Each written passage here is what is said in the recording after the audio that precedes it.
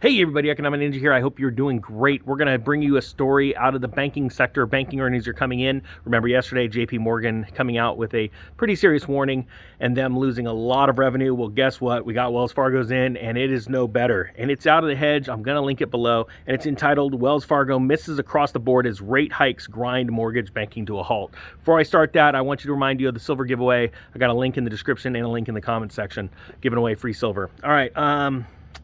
So banking sector is taking a hit, and it's taking a good hit. And the reason why especially it's doing bad is because of these higher mortgage rates. Mortgage lending accounts for such a large portion of a bank's earnings that it can't be discounted in a time when interest rates or mortgage rates are rising and people are saying, no, I can't afford another mortgage. I got to cut it off. I'm not going to refi. I'm not going to go out and buy a house. The banks start hemorrhaging cash. We just did a story about how First American Title closed their doors in the Oxnard, Ventura area, California. First American Title, one of the big four title insurance policies companies in the country, and then that is one of their largest markets in the country. And when they're losing so much refinances, so many title openings and closings, they're going to go out of business, right? Well, right now we're starting to see that with JP Morgan, Wells Fargo. Sorry, let's just do this. It says Wells Fargo, one of the largest U.S. mortgage lender, but now just a sad shadow of its former self, mired in scandal and Fed regulation, again missed analysts' earnings estimates as home lending slowed and the bank set aside more reserves than expected for loans it expects to turn bad as Fed rate hikes push the economy into a recession.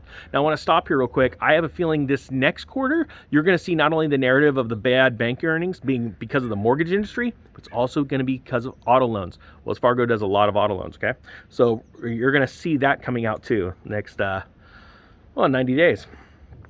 So it says here are the details. Revenue, $17 billion, down 16% year over year.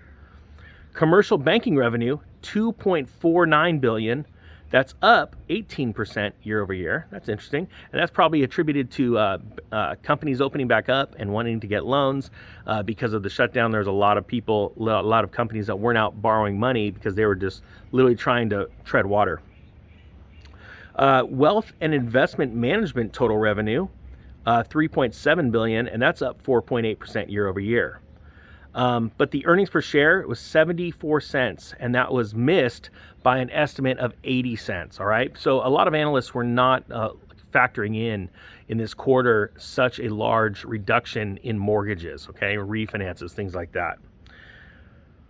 So other than all of the stats, I'm going to just come down here to the little summary. The Fed's rapid rate increases intended to tamp down surging inflation, having helped banks net interest margins while threatening to squelch consumers' demand for loans. The rising rates have already sharply reduced the number of customers refinancing their mortgages and have weighed on home sale activities as well. And this is from their chief financial officer.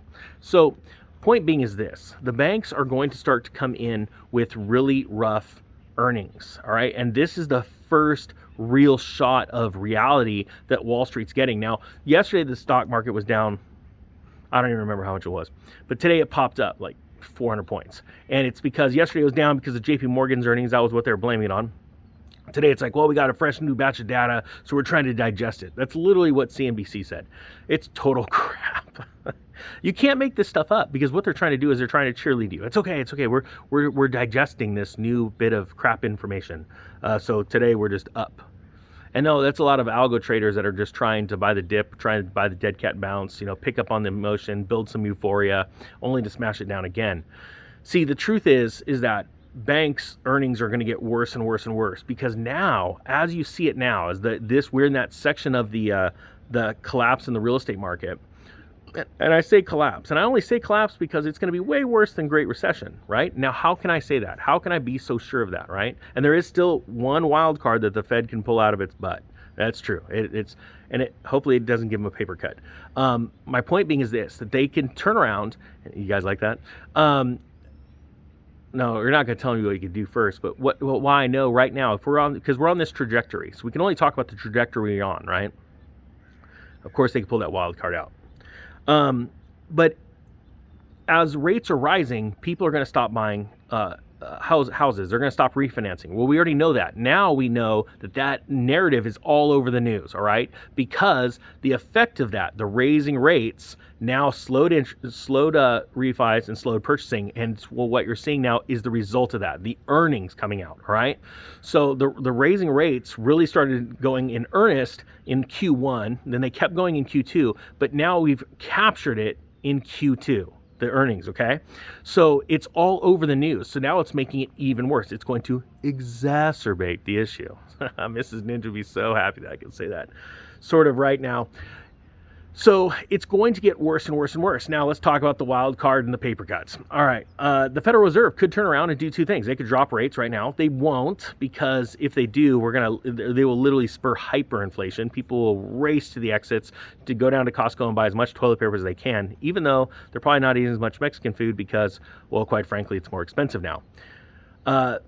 Or they could turn around and say, we want a 40-year mortgage. You know, and they might even go crazy, Hail Mary 50-year. And we just saw Boris Johnson, now that he's gone, but literally about a week prior to that, he said, hey, I want to see a 50-year mortgage come out. I want to see the peasants more in debt.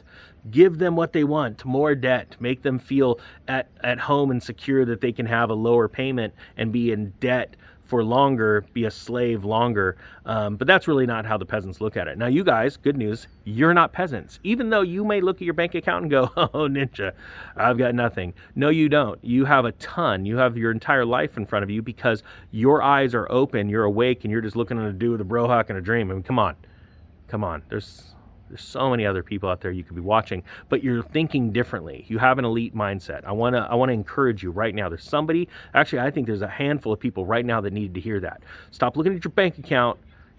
Go look at your friends if you want to see your future. Stop looking at your bank account. That's your past. Start hanging out with more successful people. Hang out with people that are wiser than you, smarter than you, and then at the same time go and sow into the other people that need help in this world, okay? You reap what you sow. Sorry, I go off on a tangent, but every once in a while I think just somebody needs to hear those things. Anyway, guys, I thank you so much for watching. As I'm sitting in the YouTube and Facebook jail cell, it's I gotta be honest with you, it's a little cozy in here because I just get to talk to you guys. There's nobody new jumping on because YouTube's like, no new people for you. No, we don't like what you're saying. We don't like this whole CBDC thing. I don't even know why I'm talking like that. Is that a French-Canadian accent? No. All right, I better go. I need some more coffee. The Economic Ninja is out.